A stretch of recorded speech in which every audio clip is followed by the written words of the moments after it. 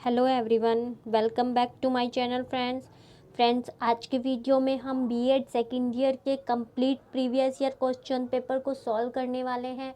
और इस वीडियो में हम 2017 से लेकर 2021 तक यानी कि पिछले 5 सालों में जितने भी प्रीवियस ईयर में वेरी शॉर्ट क्वेश्चन आपसे पूछे गए हैं वो सभी क्वेश्चंस हम डिस्कस करेंगे। और ये जो क्वेश्चंस का फॉर्मेट है ये सीसीएस यूनिवर्सिटी से लिया गया है। सीसीएस यूनिवर्सिटी के एग्ज़ाम्स में हर एक पेपर का फॉर्मेट अलग होता है। यहाँ पे जो असेसमेंट में आपसे क्वेश्चन पूछे जाते हैं वो 9 क्वेश्चन पूछे जाते थे और उनमें से आपको 9 में से आउट ऑफ 9 8 आपको करने होते थे। लेकिन इस बार जो हमारे सीनियर्स थे यानी कि 2020 में जो क्वेश्चन पूछे गए हैं वो 10 ही पूछे गए हैं और 10 में से आपको 8 क्वेश्चन पे जो है वो सॉल्व करने होते हैं। यानी कि आपको 1 मार्क्स का एक क्वेश्चन यहाँ पे सॉल्व करना होता है। तो ये आपका जो सब्जेक्ट है आज की वीडियो में ये है आपका असेसमेंट फॉर लर्निंग और इसका कोड जो रहता है वो रहता है 401। और यहाँ पे हम सबसे पहले जो पेपर डिस्कस करेंगे वो 2015 से 2017 के बैच का करेंगे। यहाँ पे फर्स्ट क्वेश्चन जो पूछा गया था वो पूछा गया था कि शिक्षा में मापन के पैमानों के प्रकार लिखिए। देखिए फ्रेंड्स, शिक्षा में मापन के 4 प्रकार के पैमाने होते हैं जो कि एस स्टीवेंस ने बताए हैं और उनकी एक पुस्तक थी on the theory of scales of measurement. यहाँ पे उन्होंने मापन के 4 पैमाने बताए हैं जिनके नाम हैं नामित स्तर का, क्रमिक स्तर का, अंतराल और अनुपात स्तर का। यानी कि नॉमिनल, ऑर्डिनल, इंटरवल और रेशो। यहाँ पे इनको मैंने एक निमोनिक बनाई है NOIR, ऐसे आप याद रख सकते हैं। और इनमें से जो रेशियो लेवल होता है इसमें निरपेक्ष शून्य मापन होता है और ये भौतिक राशियों का जो है मापन करने के लिए प्रयुक्त किया जाता है। तो यहाँ पे आप याद रख सकते हैं NOIR से, यानी कि नॉमिनल, ऑर्डिनल और इंटरवल और रेशियो लेवल। यानी कि नॉमिनल मतलब नामित, ऑर्डिनल मतलब क्रमित और इंटरवल मतलब अंतराल और रेशियो मतलब अनुपात। नेक्स्ट क्वेश्चन है कि ग्रेडिंग प्रणाली क्या है। देखिए फ्रेंड्स, ग्रेडिंग प्रणाली एक इवैल्यूएशन के बाद जो आप रिजल्ट देते हैं उसकी एक प्रणाली है, यानी कि इवैल्यूएशन की एक प्रणाली है। और ग्रेडिंग प्रणाली वह है जिसके द्वारा छात्रों के मापन को प्रदर्शित किया जाता है तथा परीक्षार्थियों को विषय विशेष में अंकों के आधार पर 5, 7 अथवा 9 श्रेणियों में बांट दिया जाता है। इनमें से 7 ग्रेड बिंदु वाली प्रणाली सर्वोत्तम मानी जाती है। यहाँ पे आपको ग्रेडिंग प्रणाली का एक पूरा लॉन्ग क्वेश्चन भी पूछा जाता है। नेक्स्ट क्वेश्चन, प्रश्न पत्र निर्माण में नक्शा या ब्लूप्रिंट क्या है। यानी कि जो आप अचीवमेंट टेस्ट का कंस्ट्रक्शन करते हैं उसमें जो ब्लूप्रिंट होता है वो क्या है। तो ब्लूप्रिंट उपलब्धि या निष्पत्ति परीक्षण का तीसरा चरण है। यानी कि अचीवमेंट टेस्ट का तीसरा जो लेवल है वो ब्लूप्रिंट कहलाता है। और शिक्षण लक्ष्यों के आधार पर प्रशिक्षण का अंक विभाजन और प्रश्नों के आधार पर अंक विभाजन की तालिका को मिलाकर जो एक तालिका तैयार की जाती है उसे ही परीक्षण की रूपरेखा या ब्लूप्रिंट कहते हैं। यानी कि पहले जो आपके एजुकेशनल जो ऑब्जेक्टिव्स होते हैं उनके जो अंक विभाजन का आधार होता है और प्रश्नों के अंक विभाजन का आधार, दोनों को मिला करके जो नई एक तालिका बनाई जाती है उसको ही आप ब्लूप्रिंट कहते हैं। नेक्स्ट क्वेश्चन की वस्तुनिष्ठ परीक्षण के दोष लिखिए। यानी कि जो आपके ऑब्जेक्टिव टेस्ट होते हैं, जो मल्टीपल चॉइस होते हैं, उनके क्या क्या दोष होते हैं। तो मल्टीपल चॉइस में हम मूल रूप से केवल ज्ञान पक्ष का मापन करते हैं क्योंकि वहाँ पे आपको जितना याद होगा आप उतना ही आंसर दे पाएंगे और इसमें नकल की संभावना अधिक रहती है। यदि क्वेश्चन पेपर का सेट एक जैसा होगा तो बच्चे अपने टिक मार्क एक दूसरे के देखकर कर सकते हैं। और यहाँ पे बच्चों को चूंकि टिक मार्क करने होते हैं तो वहाँ पे बच्चों की लेखन कौशल और भाषा अभिव्यक्ति की माप करना कठिन हो जाता है क्योंकि यहाँ पे बच्चों ने 4 विकल्पों में से एक विकल्प छांटना होता है या फिर रटा रटाया आंसर 1 वर्ड में देना होता है। तो यहाँ पे आप बच्चों की राइटिंग स्किल को नहीं माप सकते।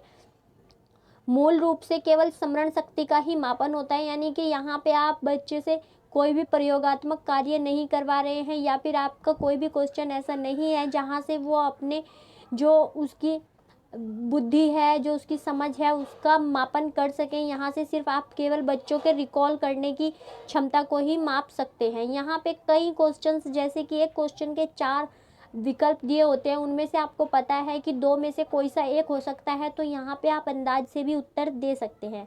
तो ये वस्तुनिष्ठ प्रश्नों के दोष थे।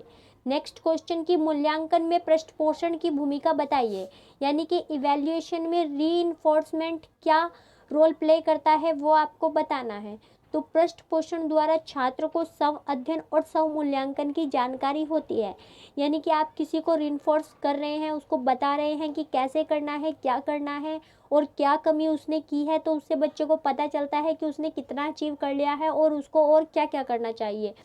इसके अलावा मूल्यांकन में पृष्ठपोषण का प्रयोग शैक्षिक उद्देश्यों को पूर्ण रूप से प्राप्त करने के लिए किया जाता है। तो यहाँ पे बच्चों को बताया जाता है कि उन्होंने जो उनका एजुकेशनल ऑब्जेक्टिव था वो कितना अचीव कर लिया है और अपनी एजुकेशन में बेहतर करने के लिए और क्या कर सकते हैं। नेक्स्ट क्वेश्चन है क्वेश्चन नंबर 6, परीक्षा में स्थिरता यानी कि फ्लेक्सिबिलिटी का क्या अर्थ है। तो परीक्षा रिजिड नहीं होनी चाहिए, ये एक अच्छी परीक्षा की क्वालिटी होती है। शिथिलता यानी कि फ्लेक्सिबिलिटी। परीक्षा में लचीलेपन का अर्थ है परीक्षा के लिए कठोर नियमों के स्थान पर लचीले नियमों का प्रयोग। फ्रेंड्स, आप सभी को पता है कि यहाँ पे बच्चों में इंडिविजुअल डिफरेंसेस होते हैं, सभी अलग अलग प्रकार के बच्चे हो सकते हैं, सभी में इंडिविजुअल डिफरेंसेस पाए जाते हैं और भिन्न भिन्न प्रकार के अधिगमकर्ताओं के लिए भिन्न भिन्न तरीकों के मूल्यांकन माध्यमों का होना आवश्यक है, क्योंकि वो सबके सीखने के तरीके अलग अलग होते हैं। इसीलिए सभी के लिए एक जैसी परीक्षा प्रणाली को छात्र केंद्रित परीक्षा प्रणाली नहीं कहा जा सकता। इसीलिए छात्र केंद्रित परीक्षा को बनाने के लिए परीक्षा में फ्लेक्सिबिलिटी का होना आवश्यक है। तो फ्रेंड्स, यहाँ पे हमने 6 क्वेश्चन डिस्कस कर लिए हैं। नेक्स्ट क्वेश्चन है क्वेश्चन नंबर 7, परीक्षा में आईसीटी के गुण। तो परीक्षा में जो आपकी इंफॉर्मेशनल कम्युनिकेशन टेक्नोलॉजी होती है उसकी क्या क्या क्वालिटीज़ हैं, यहाँ पे हमने वो डिस्कस करना है। तो आईसीटी का यूज आप आपके ऑनलाइन फॉर्म जमा करने में कर सकते हैं। परीक्षाओं संबंधी सूचनाओं के प्रसारण में भी आईसीटी का यूज हो सकता है। ऑनलाइन परीक्षा की व्यवस्था करवाई जा सकती है। परीक्षार्थियों की सूचियों का निर्माण किया जा सकता है। परीक्षाफल की घोषणा की जा सकती है। इसके अलावा आप छात्रों के एनेक्डोटल रिकॉर्ड जो हैं वो आईसीटी यानी कि आपके कंप्यूटर में रख सकते हैं और भी बहुत सारे कार्य आप आईसीटी से कर सकते हैं। नेक्स्ट क्वेश्चन, सांख्यिकी में आवर्त्य फ्रीक्वेंसी किसे कहते हैं। तो फ्रीक्वेंसी आप सभी को पता है कि किसी एक समूह में जो अंकों की आवृत्ति बार बार होती है उसको फ्रीक्वेंसी कहते हैं। तो यहाँ पे इसको आप स्टैटिक की लैंग्वेज में देख लेते हैं। सांख्यिकी में एकत्रित किए गए आंकड़ों में किसी अंक के बार बार आने को उसकी आवर्ती कहते हैं। तो फ्रेंड्स, यहाँ पे 8 क्वेश्चन हमने 2015 से 2017 तक के डिस्कस कर लिए हैं। इसमें जो 9th क्वेश्चन था वो था एनपीसी नॉर्मल प्रोबेबिलिटी कर्व के गुण। और अब जो एट प्रेजेंट ये आपके सिलेबस का पार्ट नहीं है, यानी कि यहाँ पे नॉर्मल प्रोबेबिलिटी कर्व यानी कि सामान्य संभावना वक्र ये आपको नहीं पढ़ना है, तो इस क्वेश्चन को हम यहाँ पे डिस्कस नहीं कर रहे हैं। नेक्स्ट क्वेश्चन हम देखेंगे आपके 2016 से 2018 के बैच के। तो यहाँ पे सबसे पहला क्वेश्चन जो पूछा गया था वो था मापन और मूल्यांकन में क्या अंतर है। तो किसी वस्तु, व्यक्ति अथवा क्रिया की किसी विशेषता को निश्चित मानक शब्दों, चिन्हों अथवा इकाई अंकों में प्रकट करना मापन कहलाता है, यानी कि किसी भी क्वालिटी को कोई अंक प्रदान करना आपका मापन कहलाता है। जबकि मूल्यांकन में किसी वस्तु, व्यक्ति अथवा क्रिया के मापन द्वारा प्राप्त परिणामों की व्याख्या भी की जाती है, यानी कि जो आपको अंक मिले होते हैं उनकी व्याख्या भी की जाती है। इस प्रकार मापन मूल्यांकन का प्रथम पद है, यानी कि जो मापन है वो मूल्यांकन की फर्स्ट स्टेज है। देखिए फ्रेंड्स, यहाँ पे मैंने एक चित्र भी बनाया हुआ है कि इवैल्यूएशन का स्कोप जो है वो बड़ा है और मेजरमेंट का स्कोप जो है वो छोटा है, यानी कि और यहाँ पे देखिए फिर से मैंने यहाँ पे ड्रॉ किया है। जो आपका इवैल्यूएशन है वो मार्किंग और एक्सप्लेनेशन दोनों को अपने अंदर समाये हुए हैं, और जबकि मेजरमेंट में हम सिर्फ किसी क्वालिटी को मार्किंग करते हैं, यानी कि उसको नंबर देते हैं, फिर उन नंबरों की व्याख्या हम कहाँ पे करते हैं, इवैल्यूएशन में करते हैं। होप ये समझ आया होगा। नेक्स्ट क्वेश्चन है कि खुली किताब परीक्षा क्या है। ये आपको नाम से ही पता चल रहा होगा। खुली किताब परीक्षा एक परीक्षा प्रणाली है जिसमें परीक्षार्थियों को परीक्षा भवन में पाठ्य पुस्तक ले जाने की छूट होती है और परीक्षार्थी प्रश्नों के उत्तर लिखने में इन पाठ्य पुस्तकों का प्रयोग कर सकते हैं।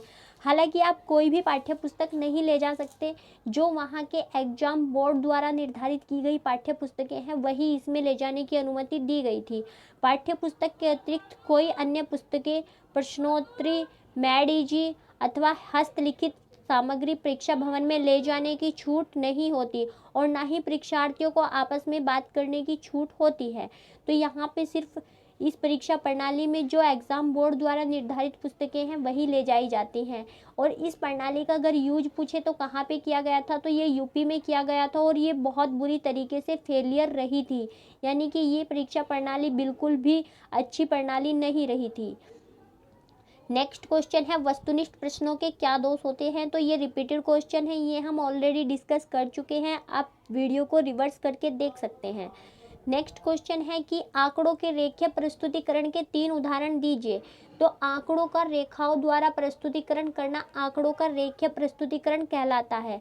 यह प्रायः ग्राफ पेपर पर किया जाता है और इसमें 2 अक्ष होते हैं, एक एक्स एक्सिस और एक वाई एक्सिस। यहाँ पे ऐसे प्रस्तुतिकरण किया जाता है, या फिर कुछ वर्त में भी किए जाते हैं, या फिर कुछ आवर्ती वक्र होते हैं उनमें भी किए जाते हैं। तो ये डिफरेंट टाइप से होते हैं, जिनके 3 उदाहरण यहाँ पे हैं, दंड आरेख, वर्त आरेख और आवर्ती वक्र।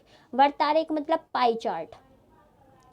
नेक्स्ट क्वेश्चन है प्रश्न पत्र में ब्लूप्रिंट का क्या महत्व है। देखिए फ्रेंड्स, 2017 वाले बैच में पूछा गया था कि ब्लूप्रिंट क्या है। यहाँ पे पूछा गया है कि प्रश्न पत्र निर्माण में ब्लूप्रिंट का क्या महत्व है। तो ब्लूप्रिंट उपलब्धि परीक्षण के निर्माण का तीसरा चरण है और इसकी रूपरेखा सारणी को देखकर यह तुरंत बताया जा सकता है कि किसी विषय वस्तु पर आधारित विभिन्न शिक्षण लक्ष्यों यानी कि एजुकेशनल ऑब्जेक्टिव के लिए प्रत्येक प्रकार के कितने प्रश्नों को कितना कितना महत्व दिया गया है। तो ये इसका इम्पोर्टेंस हो गया। नेक्स्ट क्वेश्चन है एनपीसी के गुण लिखे। तो फ्रेंड्स ये फिर से वही रिपीटेड क्वेश्चन है, ये आउट ऑफ सिलेबस है। Next question, question number 7, Spearman का श्रेणीकरण सह सिद्धांत कोरिलेशन का फॉर्मूला यहाँ पे बताना है।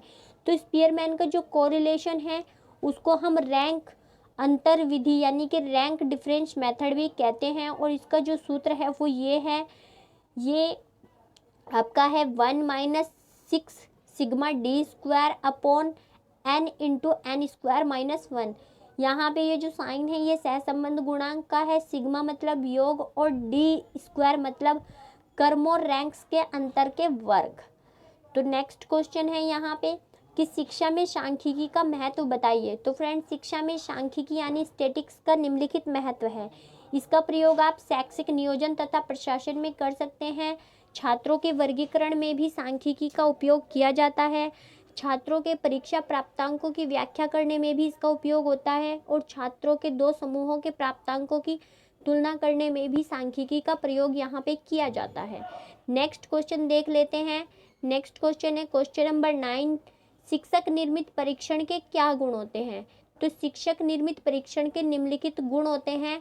शिक्षक निर्मित परीक्षण द्वारा छात्रों की प्रगति का सही मूल्यांकन किया जा सकता है। शिक्षण के उद्देश्यों की पूर्ति कहाँ तक हुई है ये जानने में टीचर मेड टेस्ट हमारी हेल्प करते हैं और छात्रों की योग्यता का सही मापन करने में सहायक होते हैं। इसके अलावा टीचर मेड टेस्ट टीचर की जो टीचिंग मेथड होते हैं उनका इवैल्यूएशन और टीचर की टीचिंग स्ट्रेटजीज का जो टीचर की टीचिंग स्ट्रेटजी होती है उसका इवैल्यूएशन करने में भी सहायक होते हैं। परीक्षण पाठ्यक्रम आधारित होना चाहिए और ये वस्तुनिष्ठ होना चाहिए। तो फ्रेंड्स, यहाँ पे हमने 2016 से 2018 के बैच के सभी क्वेश्चंस को डिस्कस कर लिया है। अब हम 2017 से 2019 के बैच के बारे में डिस्कस कर लेते हैं और यहाँ पे बिल्कुल सेम टू सेम जो 2018 में पूछे गए क्वेश्चन थे 2019 में सेम टू सेम वही क्वेश्चन, शॉर्ट क्वेश्चन जो कि तो पूछ लिए गए थे। यहाँ पे आप 8 के 8 क्वेश्चन अपने सही कर सकते हैं अगर आपने प्रीवियस ईयर क्वेश्चंस को सॉल्व किया है। यह आप लोग देख सकते हैं प्रीवियस ईयर क्वेश्चंस में भी। अब हम 2018 से 2020 के बैच में जो क्वेश्चन पूछे गए हैं उनको डिस्कस कर लेते हैं। और यहाँ पे फर्स्ट क्वेश्चन जो पूछा गया था वो पूछा गया था कि किसी वर्गीकृत आंकड़े से काल्पनिक माध्य विधि द्वारा मानक विचलन स्टैंडर्ड डेविएशन निकालने की गणना हेतु सूत्र जो प्रयोग किया जाता है वो बताना है। तो यहाँ पे जो सूत्र प्रयोग किया जाता है वो ये है, मानक विचलन is equal to under root sigma F D square upon N into sigma F D upon N का स्क्वायर इंटू सी आई।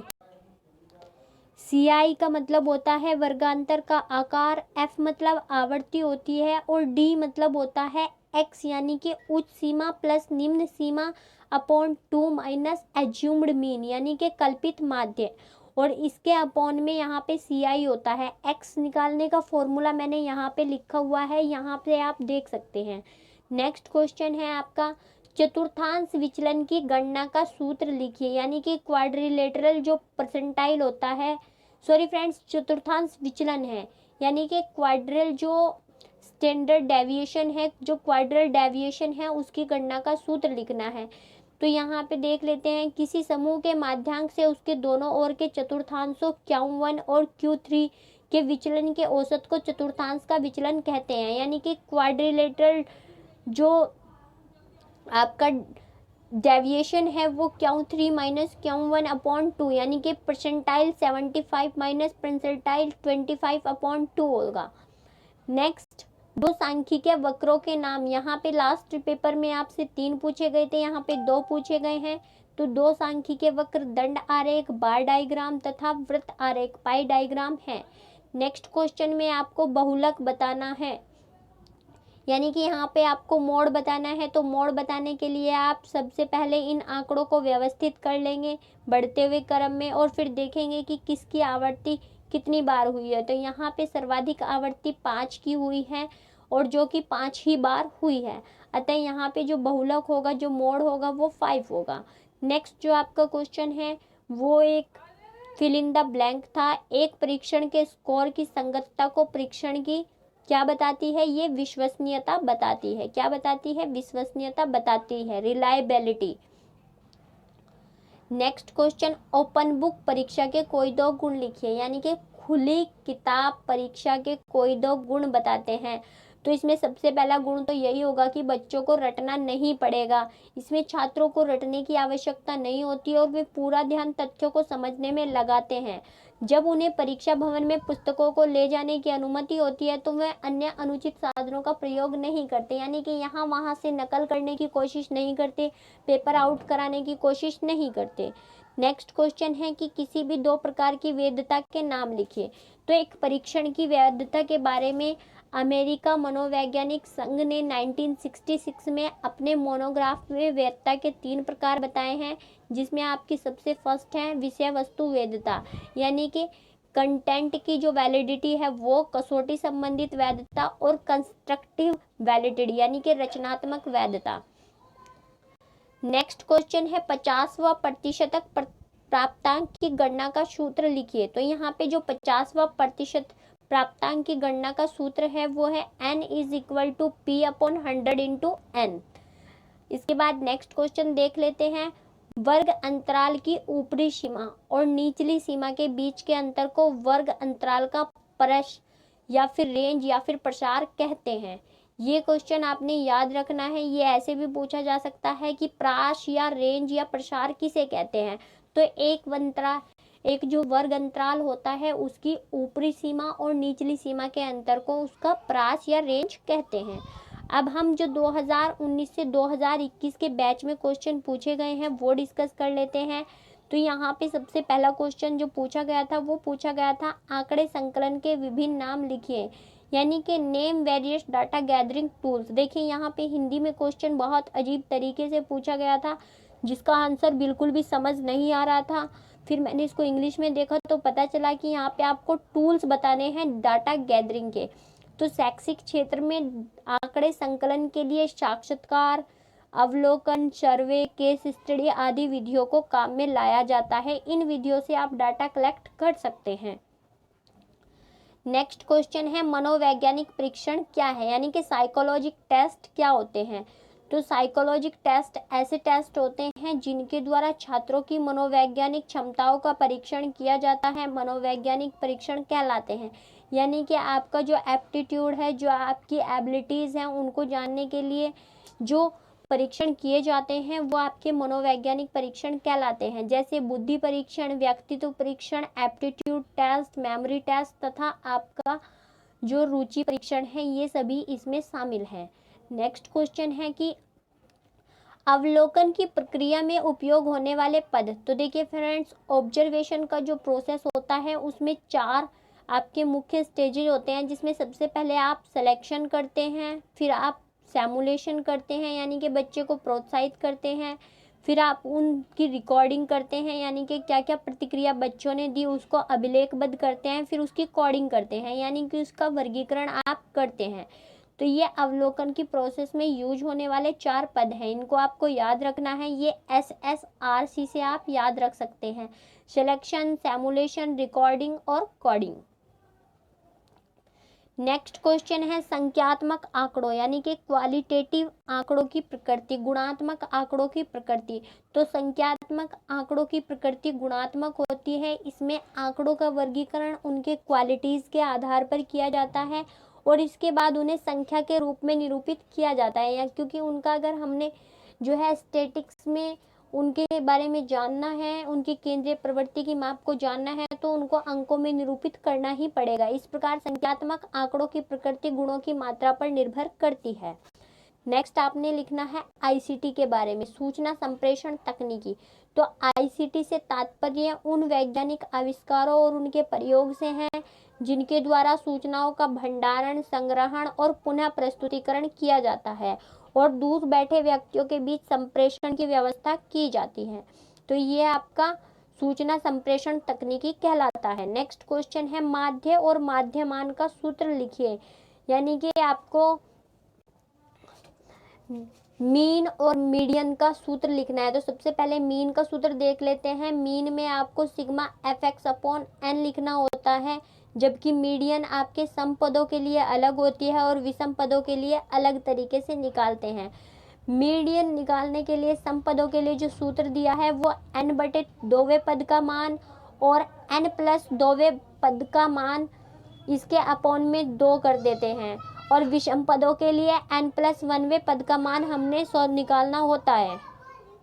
तो यहाँ पे हम ऐसे समझ सकते हैं कि आपके अगर किसी आपको पदों के मीडियन निकालने हैं, तो वहाँ पे अगर आपके 4 पद हैं तो आपको पहले 4/2वें पद का मान लेना पड़ेगा यानी कि दूसरे पद का मान, फिर आप 4+2+1वें पद का मान यानी कि 2 ही ऐसे करके तीसरे पद का, यानी कि दूसरे और तीसरे पद के मान का संख्यात्मक मान रखने के बाद आप 2 से डिवाइड कर देंगे, वही आपकी मीडियन निकलेगी।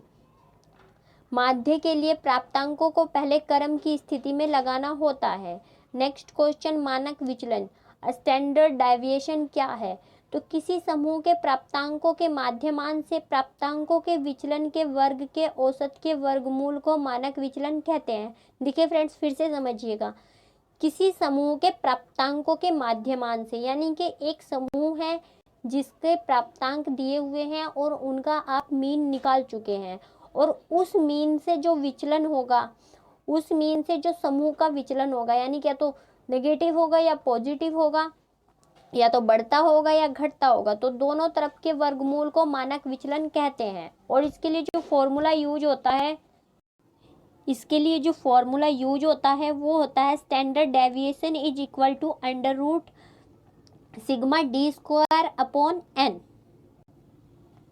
डी यहाँ पे विचलन है। नेक्स्ट क्वेश्चन है ग्राफ कितने प्रकार के होते हैं? तो सांख्यिकीय आंकड़ों का रेखीय प्रदर्शन मुख्य रूप से 5 प्रकार से किया जाता है, जिनमें सबसे फर्स्ट है दंड आरेख, वृत्त आरेख, आवर्ती दंडाकृति यानी कि bar diagram, pie diagram, frequency histogram, और आवर्ती बहुभुज यानी कि फ्रीक्वेंसी पॉलीगन, आवर्ती वक्र यानी कि फ्रीक्वेंसी कर्व। तो ये आपने याद रखने हैं। देखिए फ्रेंड्स, ये 3rd टाइम रिपीट हुआ क्वेश्चन है, अलग अलग प्रकार से पूछा जा रहा है, तो यहाँ पे आपने इसको अच्छे से रट लेना है। नेक्स्ट क्वेश्चन है कि हिस्टोग्राम के लाभ लिखिए। तो ये हिस्टोग्राम वही है फ्रीक्वेंसी हिस्टोग्राम, जो कि आंकड़ों का रेखीय प्रदर्शन है। तो यहाँ पे आंकड़ों को आवृत्तियों के रूप में प्रदर्शित करने के लिए इसका यूज किया जाता है। वर्ग अंतराल को आरेख द्वारा प्रदर्शित करने के लिए, एक चरीय आवर्ती वितरण को आरेख द्वारा प्रदर्शित करने के लिए, आवर्ती वितरण की व्याख्या को सरल करने के लिए और आंकड़ों के वितरण की प्रकृति को समझने के लिए इसका यूज किया जाता है। नेक्स्ट क्वेश्चन है आपका क्वेश्चन नंबर 10, बहुलक के उपयोग लिखिए, यानी कि आपको मॉड के यूजेज लिखना है। तो मॉड्स का सबसे पहला यूज है कि आपको किसी समूह की केंद्रीय प्रवृत्ति का पता लगाना है, इसके लिए आप मॉड का यूज कर सकते हैं। समूह की सर्वाधिक पसंद या फिर उपलब्धि का पता लगाने के लिए, समूह का बहुचर्चित मान पता लगाने के लिए कि क्या समूह में सबसे ज़्यादा क्या एग्जिस्ट करता है। शैक्षिक शोधों के क्षेत्र में उपकल्पनाओं हाइपोथेसिस के निर्माण के लिए भी आप बहुलक का यूज कर सकते हैं। इसके अलावा माध्यमान और माध्यांक के स्थान पर भी बहुलक का प्रयोग किया जा सकता है। जब आपके पास इतना समय नहीं हो कि आप मीन या फिर मीडियन निकाल सके तो आप मोड से भी अपना काम चला सकते हैं, क्योंकि मीन, मीडियन और मोड तीनों ही किसी समूह की केंद्रीय प्रवृत्ति यानी कि उस समूह में मेन क्वालिटी क्या है और वो कहाँ तक एग्जिस्ट करती है उसको जानने के लिए यूज किया जाता है। तो फ्रेंड्स, यहाँ पे हमने जो है 2017 से लेकर और 2021 तक यानी कि पिछले 5 सालों की जितने भी प्रीवियस ईयर में 1 मार्क में जितने भी क्वेश्चन पूछे गए थे उन सभी को डिस्कस कर लिया है। और यहाँ पे नॉर्मल प्रोबेबिलिटी कर्व जो है वो आपके सिलेबस में अब एग्जिस्ट नहीं करता है, तो उससे संबंधित क्वेश्चन अब नहीं पूछे जाएंगे। आई होप ये वीडियो आप सभी के लिए हेल्पफुल रहेगा, और अगर ये वीडियो आपको पसंद आता है तो लाइक, शेयर और सब्सक्राइब जरूर कीजिए। Thanks for watching.